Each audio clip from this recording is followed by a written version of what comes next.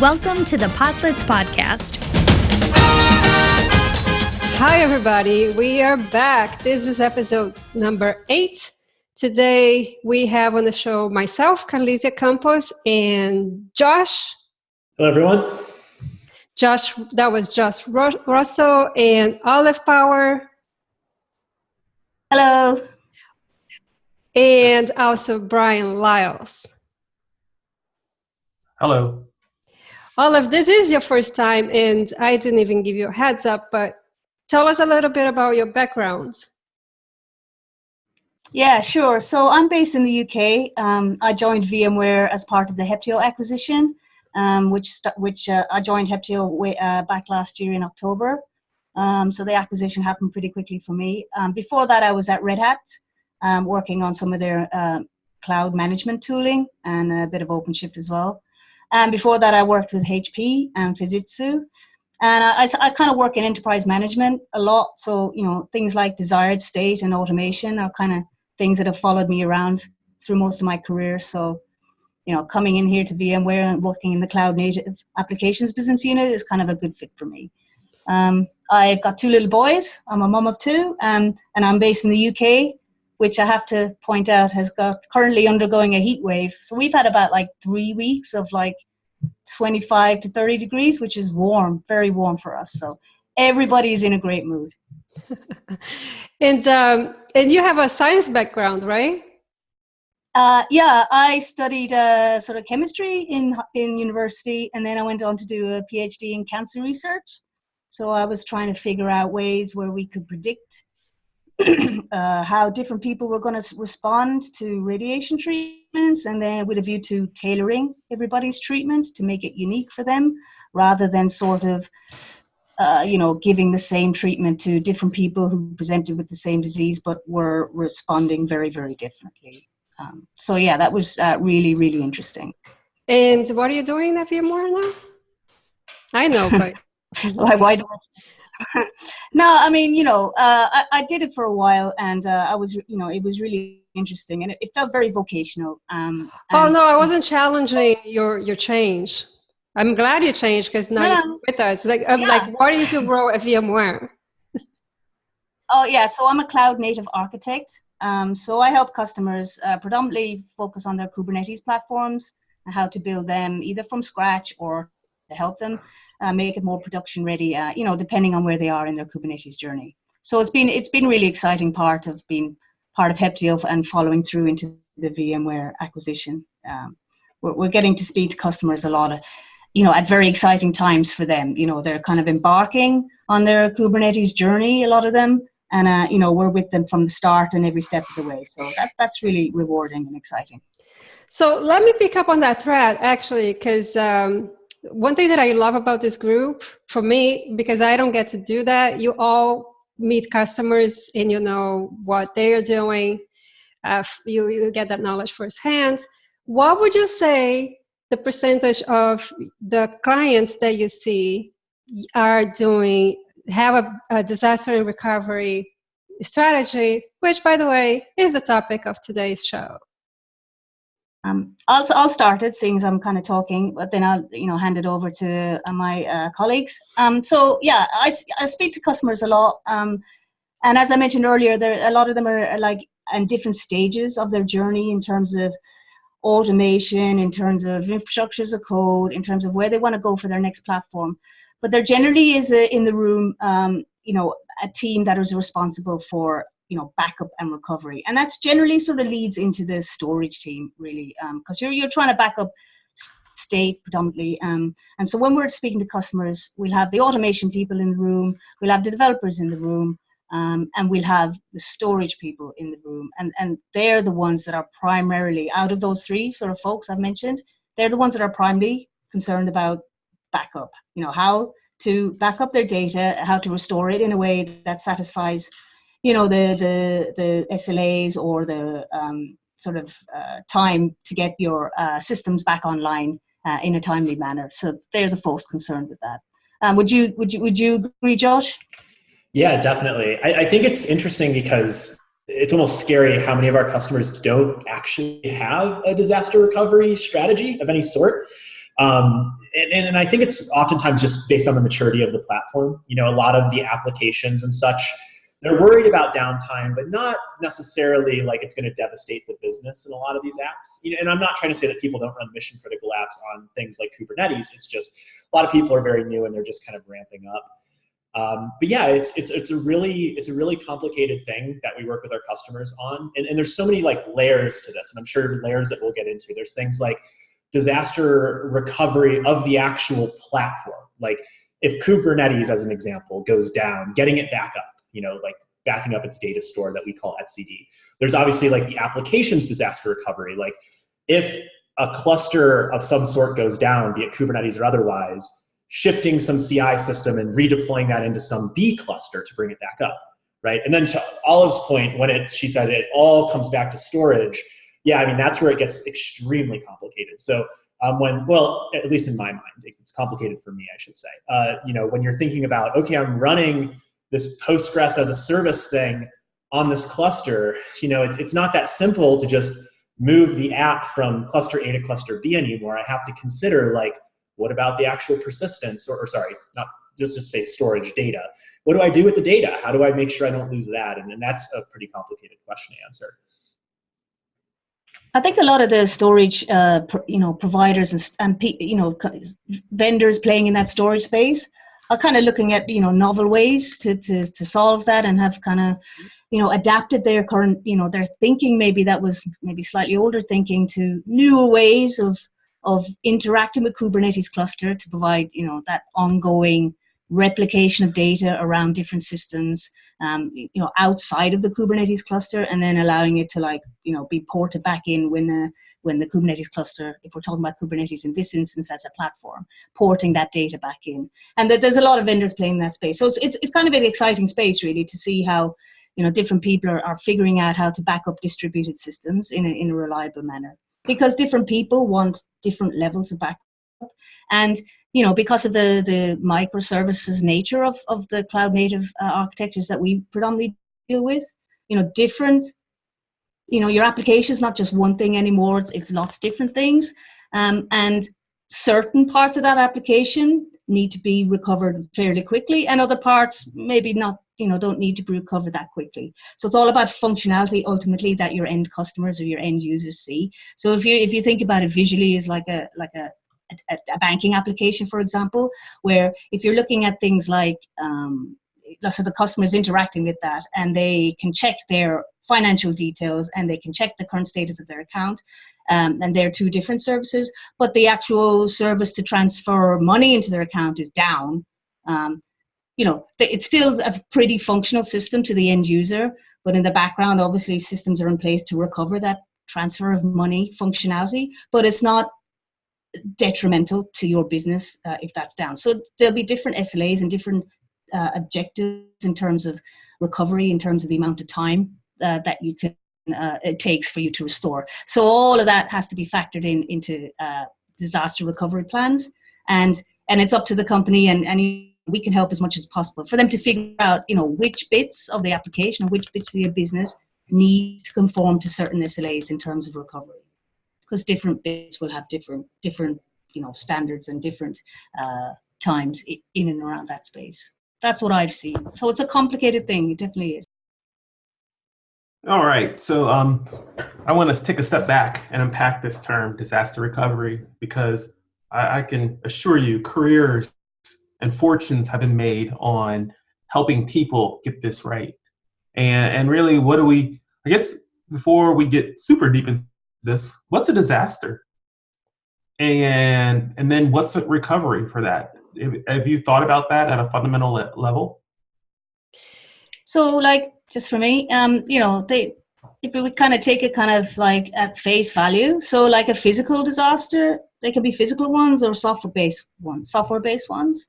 But physical ones can be like, earthquakes or floodings, fires, things like that are happening like either in your in your region, or can be fairly, widespread across the area that you're in, or software sort of disasters like, cyber attacks that are perhaps specific to your own internal systems, like your system has been compromised.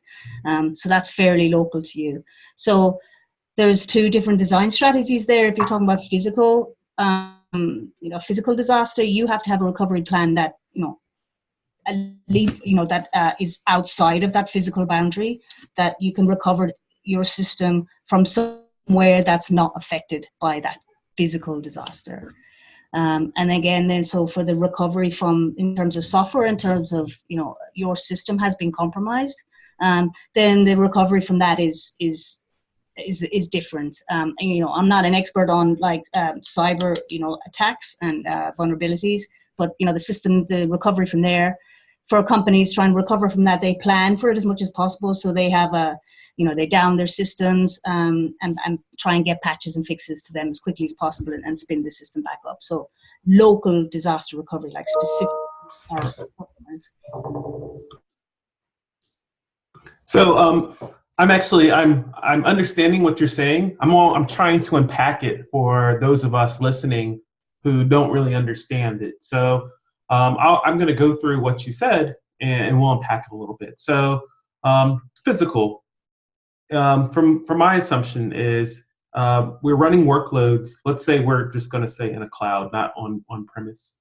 We're running workloads in, let's say, AWS and in the United States, and we can take care of local diversity by running in East and West regions. And then and also we can take care of local diversity by running in availability zones within a region, because AWS is guaranteed that AZ1 and AZ3 have different network connections, are not in the same building, and things like that.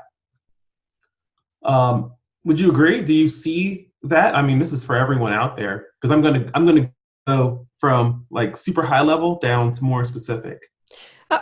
I personally wouldn't argue with that, except not everybody's on AWS, but yeah.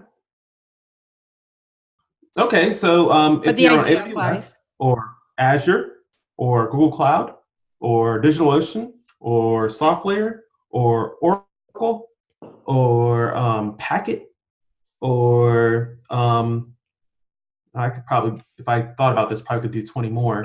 IBM. What did you say? IBM. IBM. Well, that's why I said SoftLayer. Oh, right. Yeah. They all practice in the physical diversity. They all have different regions that you can deploy software, and whether it be data locality, but also for data protection. So that's if you're thinking about creating a plan for this would be something you would think about. Where does my data rest? What could happen to that data? The building could actually just fall over onto itself. All the hard drives are gone. What do I do? So you're saying that replication is a form of backup? Well, actually, I'm actually saying way more than that. So before you even think about things when it comes to disaster recovery, you have to define what a disaster is. Some applications can actually run out of multiple physical locations.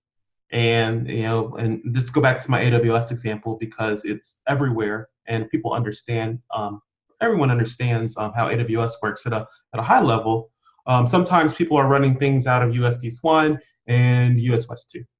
And they can run both of the applications. And the reason they can do that is because the data, the individual transactions of whatever they're doing don't need to talk to one another. So they can actually just run the sites out of those places.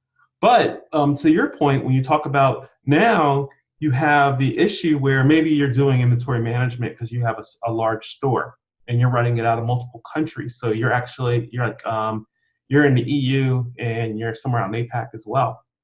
What do you do about that? Well, there's a couple of ways that I could think about how we would do that. We could actually just have all the database connections go back to one single main service. And then what we could do with that main service is that we could have it replicated in the local place, and then we can have it replicated in a remote place too. So if the local place blows up, at least you can point all of the other sites back to this one. And that's the simplest way. And the reason I wanted to bring this up is because I don't like acronyms all that much, but disaster recovery has two of my favorite ones. And they are They're called RPO and RTO. And really what it comes down to is you need to think about when you have a disaster, no matter what that disaster is or how you define it, you have RTO. Basically, it's the time that you can be down before there's a huge issue. And then you have something called RPO, which is, without going into all the names, is how much data, how far you can go since your last backup, before you have business problems. So just thinking about those things is how we should think about our disaster recovery. And it's all based on how your business works or how your project works and how long you can be down and how much data you have. So that was my spiel. Yeah. I mean, which goes to what Olive was saying. Now, please spell out for us, what's RTO and RPO? Could you say that again? Please spell out to us what RTO and RPO stand for. I'm going to have to look them up real quick because I've literally pushed those acronym meanings out. I just know what they mean. Give me 2 seconds. I think it's a recovery time objective and recovery data objective. Yeah, I don't know what the P stands for, but it is for data. Protection? Recovery. So, no, P, recovery. It's RTO and RDO. It's the recovery points. Sorry, point, yeah. Yes, that's what it is. And it is the recovery point objective, RPO, and recovery time objective, RTO. And you can tell that I've spent a lot of time in enterprise because we don't even define words. The acronym means what it is. And you don't even know what the acronym stands for anymore. Yeah, it's like how far back in terms of data can we go that we're still okay? And how far back in time can we be down, basically, until we're okay? Yeah. But it is true, though, and as Josh was saying, some teams or companies or products don't have, like, especially companies that are starting their journey, the cloud native journey, they don't have a backup because there are many complicated things to deal with, and backup is super complicated. I mean, disaster recovery strategy, doing that is not trivial. But shouldn't you start with that, or at least because it is so complex? It's puzzling to me when people say, I don't have that kind of a strategy. And maybe just like what Brian was saying, by utilizing, that was a word you used, was great, but spreading out spreading out your data through regions, that is a strategy in itself, and there's more to it. Yeah, and I think I oversimplified too much, right? Disaster recovery could theoretically be anything, I suppose. Going back to what you were saying, Brian, the recovery aspect of it. Like, recovery for some of the customers I work with is literally to stand up a brand new cluster, whatever that cluster is, a cluster that is their platform, and then redeploy all the applications on top of it. And that is a recovery strategy. It might not be the most elegant, and it might make assumptions about the apps that run on it, but it is a recovery strategy that's somewhat simple to kind of conceptualize and get started with, right?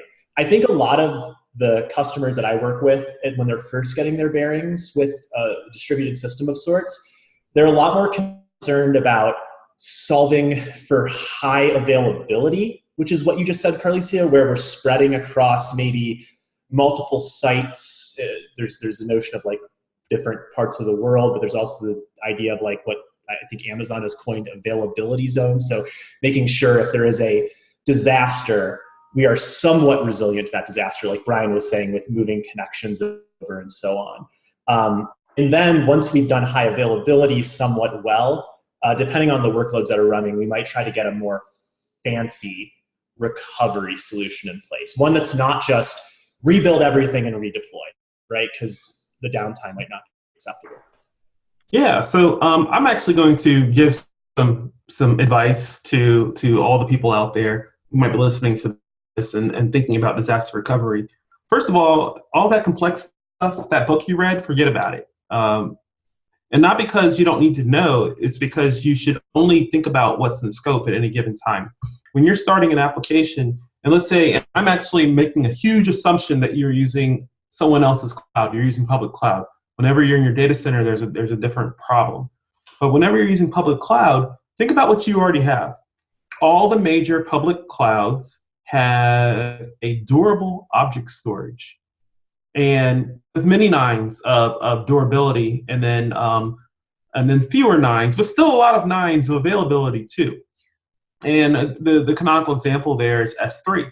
So when you're designing your applications and you know that you don't have disaster issues, realize that S3 is almost always going to be there, unless it was 2017 and it goes down, or the other two failures that it had. But pretty much it will be there.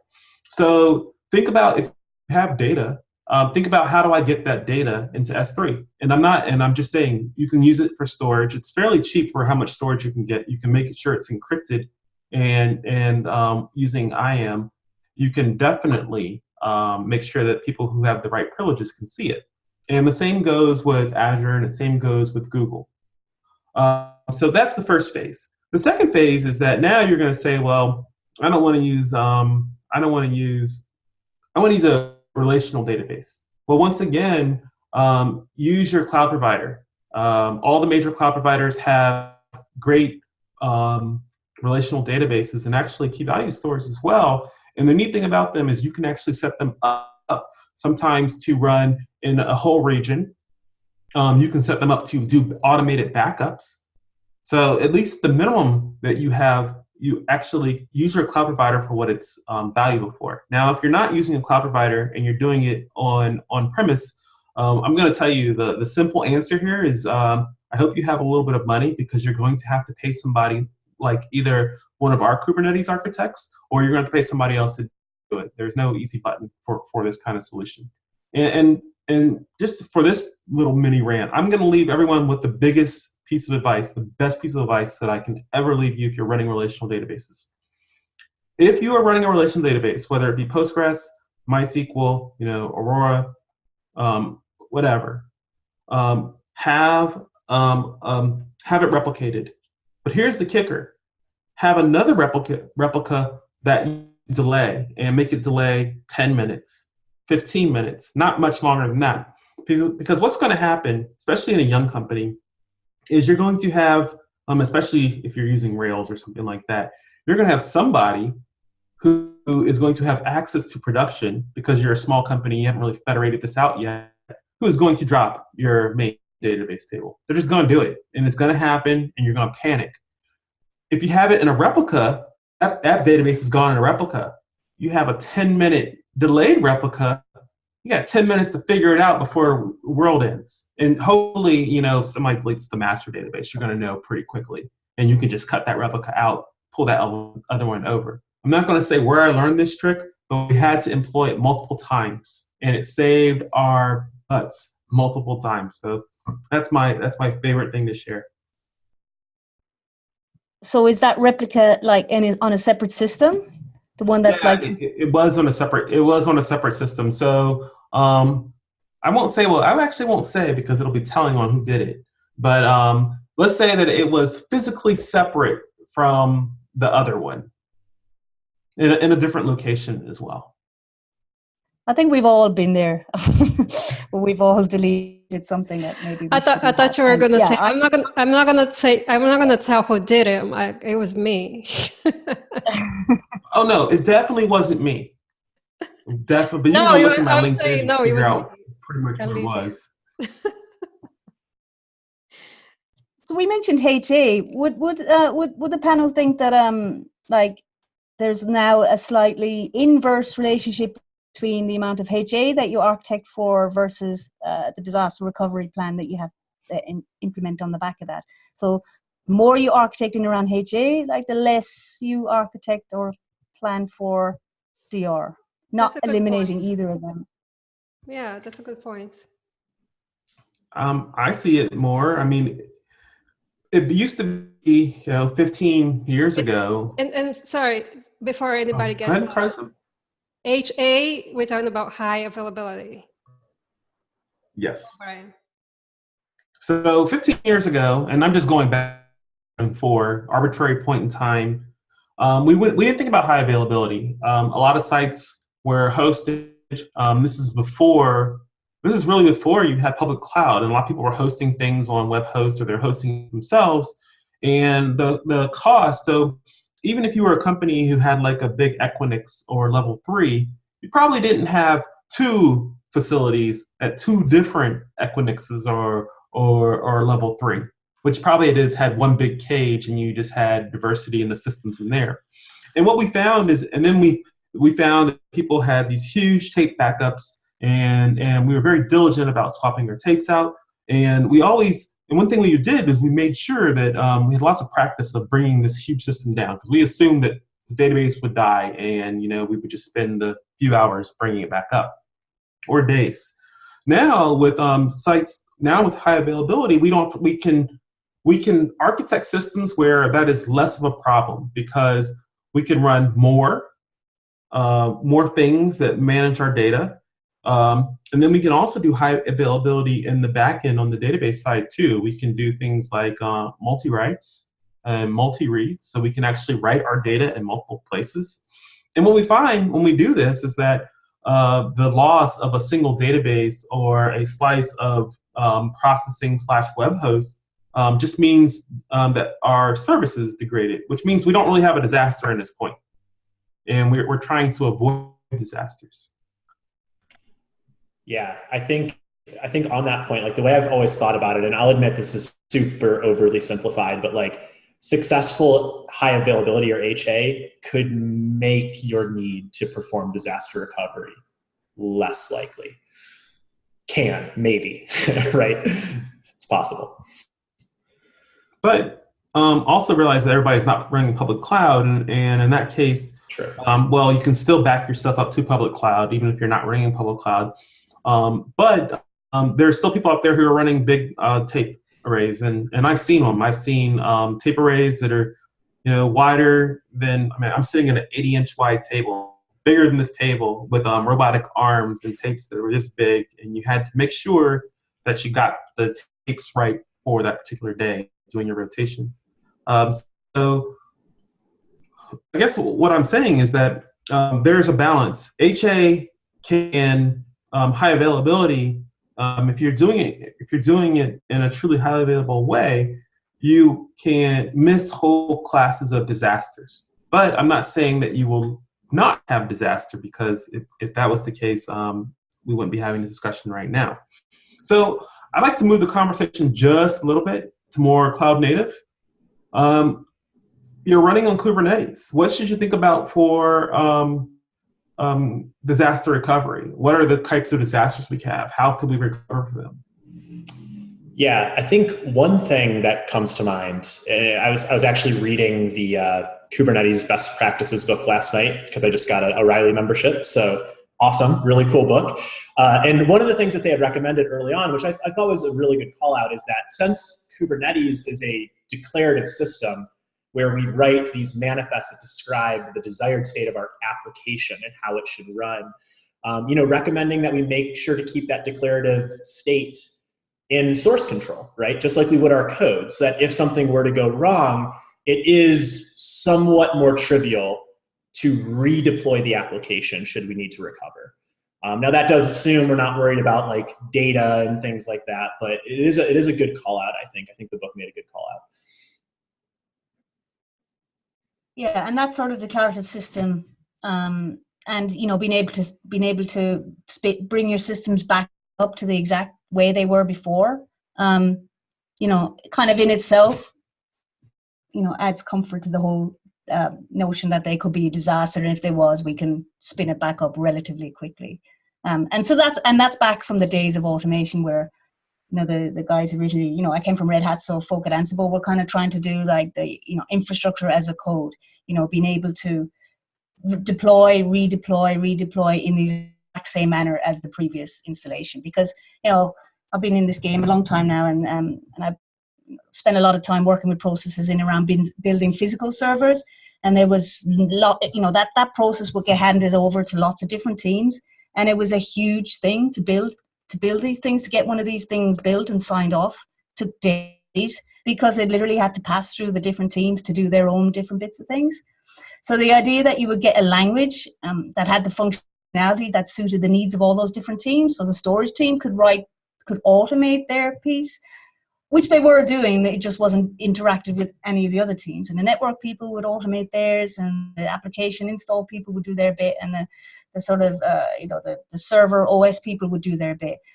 Having a process that could like tie those teams together in terms of a language. So, Ansible and Puppet Chef, those kind of things try to unite those teams in that you can all do your automation, but we have a tool that can kind of take that code and run it as one system end to end. And at the end of that, you get an up and running system. And if you run it again, you get another system that's actually the same as the previous one. If you run it again, you get another one. So, reducing the time to build these things, plays very importantly into this space. Disaster is only disaster if it, in terms of time, because things break all the time, right? So it's how that affects you and how quickly you can recover. If you can recover in like seconds, in minutes, and it hasn't affected your business at all, then was it even really a disaster? So this is the time it takes you to recover, to build your things back, is key. And all that automation, and then leading on to Kubernetes, which is the next step, I think, this whole declarative, self-healing, and implementing the desired state on a regular basis really plays well into this space. But so that makes me think, I don't completely understand, because I'm not out there architecting people's systems. I'm very focused on doing, the one thing that I do is building this backup tool, which happens to be for Kubernetes. So I don't completely get the limitations and use cases, but so my question is it enough to have the declarations of how your infrastructure should be in source control? Because what if you're running applications on that platform and your applications are interacting with that platform and changing the state of that platform? Is that not something that happens? And how? I mean, of course, is ideally having those declarations in source control, of course, is a great backup. But don't you also want to back up the stages, the changes to states as they keep happening? You've just described the database log. Yeah, of course, and that has been used for a long time. That's how replication works. Literally, you take the change and you push it over the wire, and it gets applied to the remote system. So the problem is that there isn't just one way to do this, because if you do only transaction-based, if you only do the changes, you need a good base to start with, because you have to apply those changes to something. So how do you get that? How do you get that piece? And I'm not asking you to answer that. It's just something to think about. Yeah, I think you've hit a fatal flaw too, Carly said, like what that simplified, just like have it in source control model kind of falls over, right? And I think, having that declarative kind of stamped out, this is the ideal nature of the world for this deployment, and source control has benefits beyond just that of disaster recovery scenarios, right? And for stateless applications, especially, like we talked about in a previous podcast, it can actually be all you need potentially, which is so great. Like move your CI system over to cluster B, boom, you're back up and running. That's really neat. But a lot of our customers we work with, once we get them to a point where they're at that stage, they then go, well, what about like all these persistent volumes, which by the way is just like a volume on a computer. That's a Kubernetes term, but like, what about all these like parts on my disk that I don't want to lose if I lose my cluster, right? And that it totally feeds into why tools like the one you work on are so helpful. And maybe, I don't know if now would be a good time, but maybe Carly, so you could expand on that tool, like what it tries to solve for. Yeah, but I want to back up a little though. So let's put aside stateful workloads and volumes and databases. I was talking about the infrastructure itself, the state of the infrastructure. I mean, if you're running, is it not common, and I don't know the answer to this, I might be completely off. Is it not common for you to develop a cloud native application that is changing the infrastructure, the state of the infrastructure? Or is this something that's not good to do? It's possible that you can write applications that can change infrastructure, but think about that. What happens when you have bad code? We all have bad code. So a lot of people like to separate those two things. You can still have infrastructure as code, but it's separated from the application itself, and that's just to protect, your app people from your not app people, and vice versa. But but a lot of that is being handled through systems that that people are writing right now. So you have Ansible from IBM. You have things like HashiCorp and all the things that they're doing. They have their hosted thing, they have their on-premise thing, they have their local thing. So people are looking at that problem. The good thing is that problem hasn't been solved. I guess it's good and bad at the same time, because it hasn't been solved, so someone can solve it better. But the bad thing is that if you're looking for good infrastructure as code software, that has not been solved yet. I think if we're talking about containerized applications, I think if there was systems that interacted or affected or changed the infrastructure, they would be separate from the applications. As you were saying, Brian, you just expanded a little bit. So it would be a containerized or sandboxed processes that were running, separate to the main application. So, just expanding it, you're separating out what's actually running and doing function in terms of application versus maybe systems that have to edit that infrastructure first before that main application runs. So they're two separate things. And if you had to restore the infrastructure back to the way it was, without rebuilding it, or perhaps have a system whereby if you have something editing the infrastructure, you would always have something that would edit it back. Yeah. So, were you going to say something, Brian?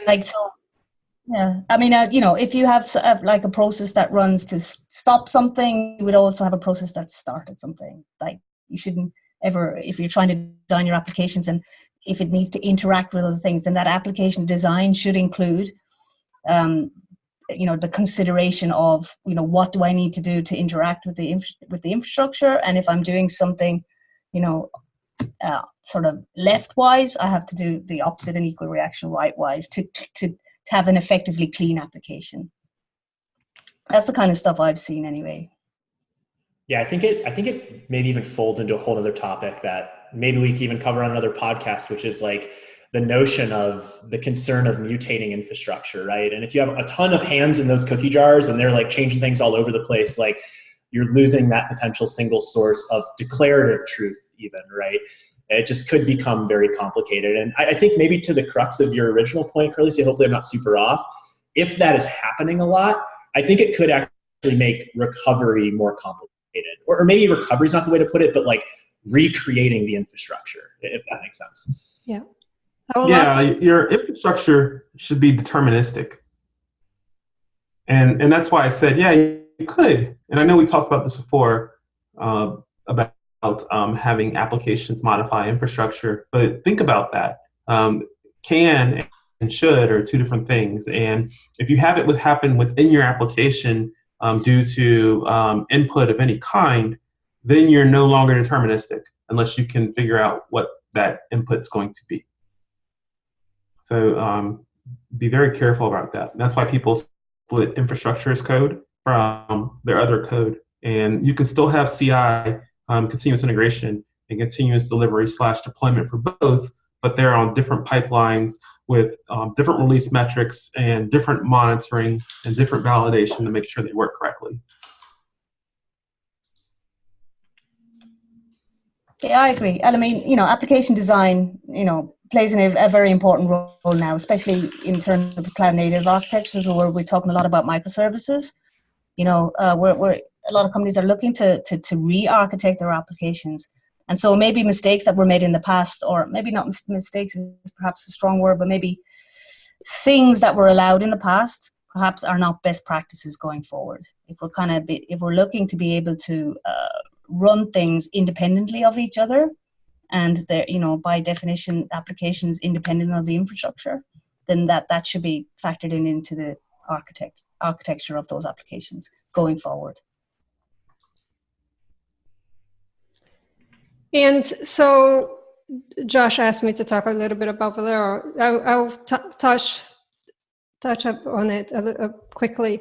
Well, first of all, I would love to have a whole show just about infrastructure, code, GitOps. Maybe that will be 2 episodes even.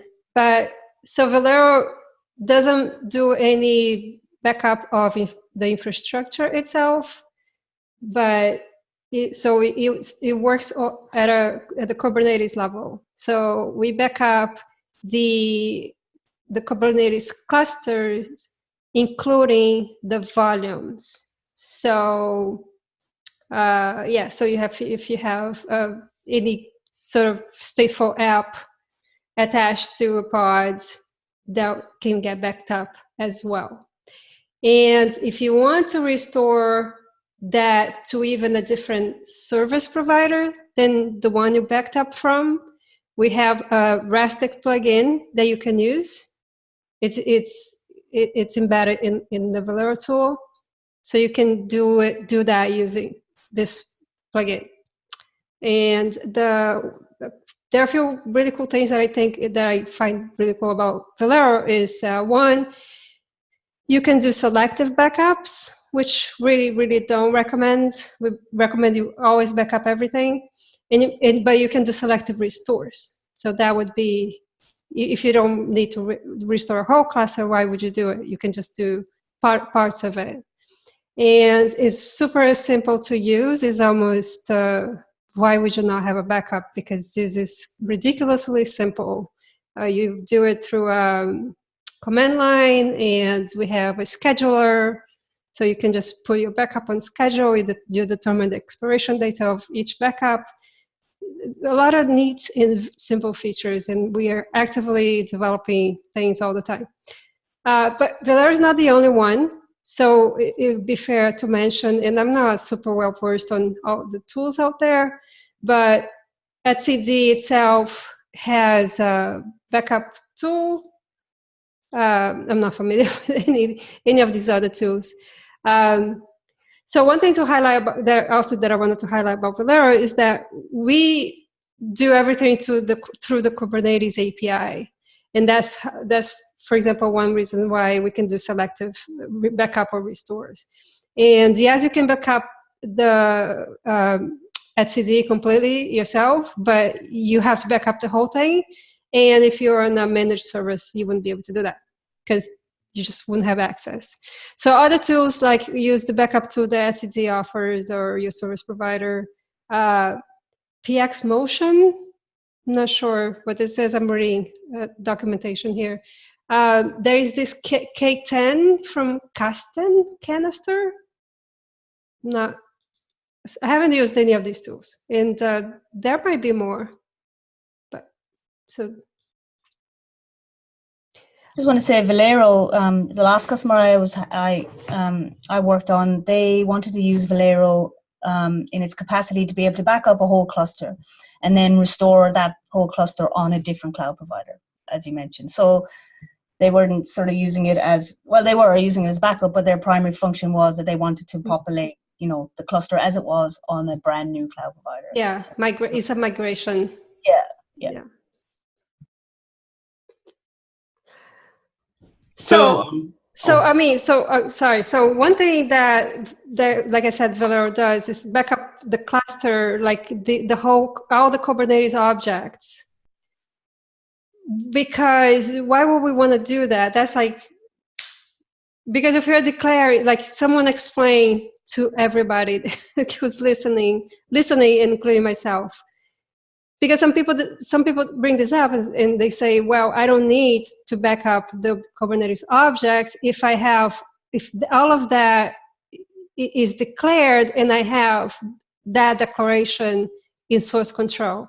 So if something happens, I can just do it again.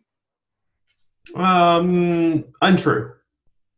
Because just for any given Kubernetes object, there is the configuration that you created. So let's say if you're creating a deployment, you need spec replicas, you need the spec template spec, you need labels and selectors.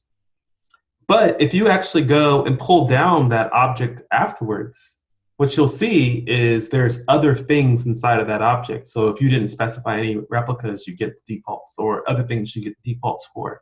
So you don't want to have a lossy backup and restore, because then you're getting yourself into a place where if I go back this thing up and then I restore it to a different cluster to actually test it out to see if it works, it'll be different. So just keep that in mind when you're doing that. Yeah, I double down on that. I think it just comes down to knowing exactly what Brian just said, because there certainly are times where when I'm working with a customer, they're just such a simple use case that the notion of like redeploying the application and potentially losing some of those factors that may have mutated over time, like they just shrug to it and go whatever, right?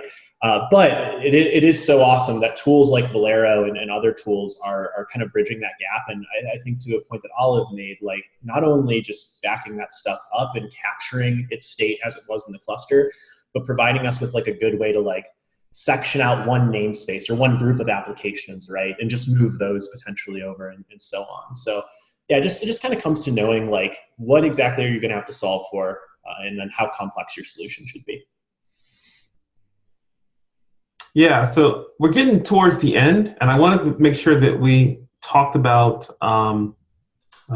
testing your backups. Oh, what? Because that's a popular thing here, where it's popular. People take backups. You know, I've done my backups, whether it's I've dumped to S3, or I have Valero dumping to S3, or I have some other method. That is an invalid backup. It's not valid until someone comes and takes that backup, restores it somewhere else, and actually verifies that it works, because there will be nothing worse than having yourself in a situation where you need a backup and you're in some kind of disaster, whether it's small or large, and going to find out that, oh my gosh, we didn't even back up the important thing. That is so true. So true. I mean, I'm in this backup world. I have only been in this backup world for a minute, but I've needed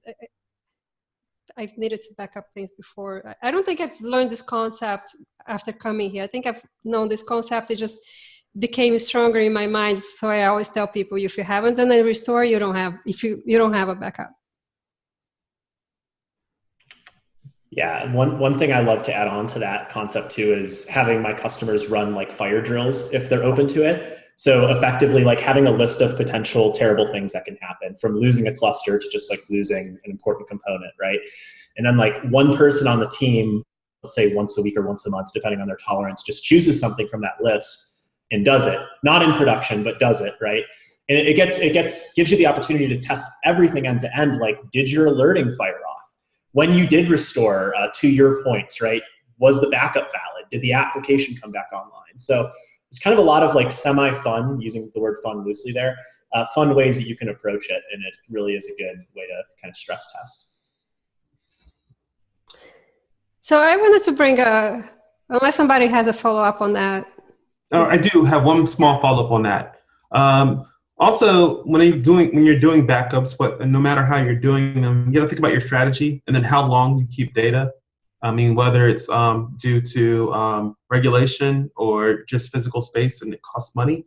So you just don't back up yesterday and then you back up again. You know, back up every day and keep the last 8 days. And then, like old school, we would actually then have a full backup, and we would keep that for a while, just in case, because you never know. So that's all I have on that part. Good points too, yeah. I think a lot of what we said goes to what it was Olive, I think, who said it first. you have to understand your needs. But so I wanted to bring just which bit. Yeah, just which bits need have different, have different varying degrees of importance in terms of application functionality for your end user. So which bits are absolutely critical, and which bits, can buy you a little bit more time to recover. Yeah, and that would definitely vary from product to product, company to company. So this is what it might be the last idea or question of the show. As we are getting into this, idea of ephemeral clusters and automation, and we're getting really good at automating things and bringing things back up, is it possible that we get to a point where we don't even talk about disasters anymore? It's just like, you just have to roll, bring up this cluster or this system, and doesn't even matter why. Something caused that. So we're not going to talk about disasters, because what I'm thinking is, in the past, like a long, long time ago, or maybe not so long time ago, when I was working with applications and there was a disaster, it was a disaster because it felt like a disaster. Like somebody had to go in manually and find out what happened and what to fix and fix it manually. It was complete chaos and stress. Now, if things just like keep rolling and it's automated, something goes down, you bring it back up. You know what I mean? It's like maybe it won't matter why. And are we going to talk about this in terms of it was a disaster? Like it doesn't even matter what caused it. Maybe it was like a disaster wouldn't look any different. Like a recovery from a disaster wouldn't look any different than a planned update, for example. I think we're going to get to a place, and I don't know whether we're 5 years away or 10 years away or 20 years away, we're a place where we won't have the same class of disasters that we have now. And think about where we've come over the past 20 years. Over the past 20 years, we basically look at hardware in a rack as replaceable. I can think about 1988, 1999, and 2000. We would rack a whole bunch of servers, and that server would be special. And now at these scales, we don't even care about that anymore. We just, when a server goes away, we have 50 more that look just like it. And what we're going to find, and the reason we were able to do that across large platforms is because of Linux. And now with Kubernetes, and if Kubernetes keeps on going in the same trajectory, we're going to basically codify these patterns that makes hardware loss not a thing. We don't really care. If you lose a server, you have 50 more nodes that look just like it. And we're going to start having the software that is really available whenever the software will be always available. So think about like with Google Spanner. Google Spanner is multi-location, and it can lose nodes, and it doesn't lose data, and it's relational as well. And that's what CockroachDB is like that as well. It's modeled after Spanner. And we're going to get into the place where this kind of technology is available for everyone. And we're going to see that we're not going to have these kinds of disasters that we're having now. I think what we'll have now is bigger distributed systems things where we have timing issues and things like that, and leader election issues. But I think the old school stuff can be phased out at least over the next computing generation. Yeah. Anybody wants to it's just idea, but we need to keep it to a minute. Yeah, I think it's just it's maybe more around architectures these days, application designers and infrastructure architects. They're in the container space, and with Kubernetes orchestrating and maintaining your desired state, it's kind of more if you're thinking that things will fail, and that's okay because it'll be put back to the way it was before. And so the concept of something stopping in mid-run is not so scary anymore because it will get put back to its state. Maybe you might need to investigate if it keeps stopping and starting and Kubernetes keeps bringing it back. So the system is actually still fully functional in terms of end users, but as the operator might need to investigate why that's so. But the actual end point is still that your application is still up and running. So things fail and it's okay. Maybe, and that's maybe a thing that's changed from maybe 5 years ago, 10 years ago. Yeah. This was a great conversation. I want to thank everybody, Olive Power, Josh Russell, Brian Lyles, and I'm Kalizia Campos signing up. Make sure to subscribe. And this was episode 8. And we'll be back next week. See ya.